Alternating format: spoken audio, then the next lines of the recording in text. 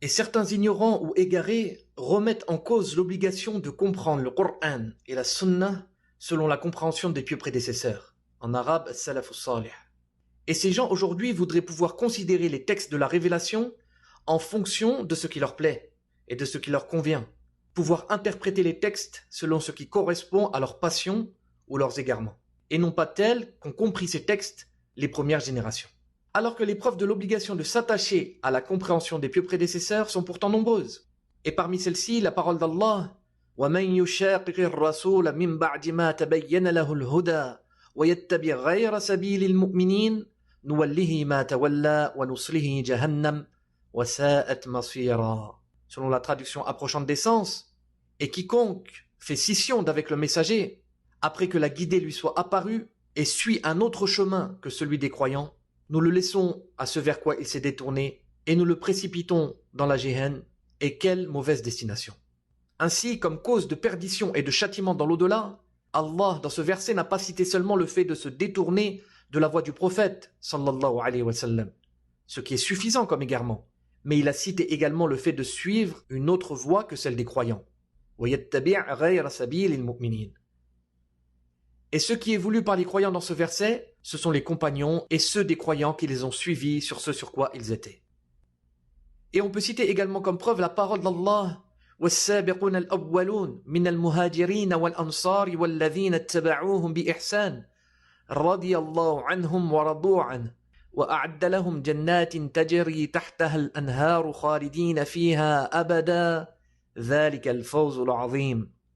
Selon la traduction approchante des sens, les précurseurs, les premiers parmi al-Muhajirin, c'est-à-dire ceux qui ont émigré de la Mecque vers Médine, et parmi al-Ansar, c'est-à-dire ceux qui les ont accueillis et secourus parmi les habitants de Médine, et ceux qui les ont suivis en toute bienfaisance, Allah les agrée et il l'agrée. Il a préparé pour eux des jardins sous lesquels coulent les ruisseaux, où ils demeureront éternellement.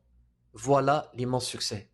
Ainsi, dans ce verset, Allah nous informe qu'il a agréé les compagnons et ceux qui les ont suivis. Cela constitue sans aucun doute la plus grande des tazkiyat, c'est-à-dire des recommandations, des attestations d'honorabilité et de droiture. Allah les a agréés, leur foi, leur véracité dans celle-ci, leur application de ce avec quoi il a envoyé son messager, sallallahu alayhi wa sallam.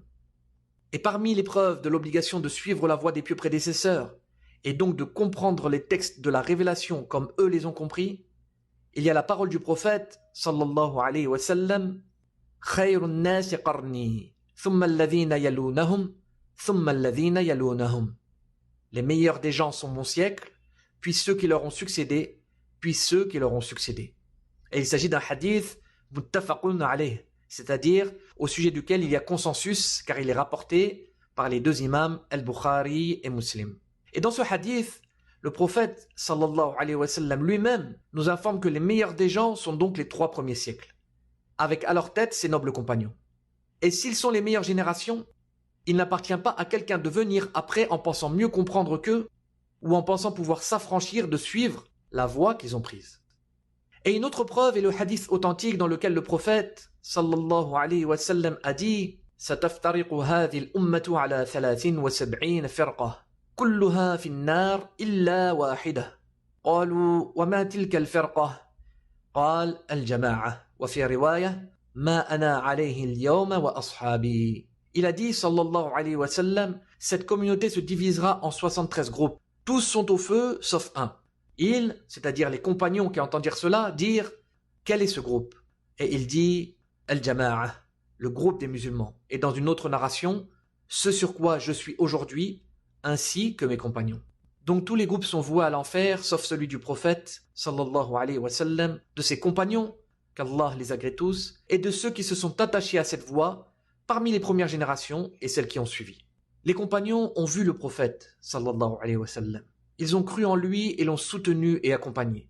Ils ont su quand et pourquoi les versets ont été révélés. Ils ont vu et entendu le meilleur des hommes, sallallahu alayhi wa sallam, et ils ont observé son exemple, son comportement, le modèle qu'il était.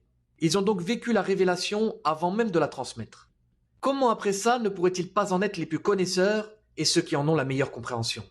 Puis, ceux qui sont venus après eux, les tabi'in, ont pris la science de cette source excellente et pure, c'est-à-dire des nobles compagnons. et la génération suivante a pris la science de ces tabi'in.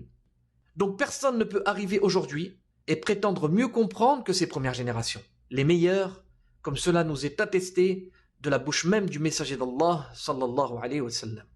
Ou prétendre que nous n'avons pas besoin de leur compréhension et que nous pouvons appréhender les textes indépendamment de celle-ci. Tout cela n'est que mensonge et contradiction avec les textes révélés, qu'Allah nous préserve de l'égarement.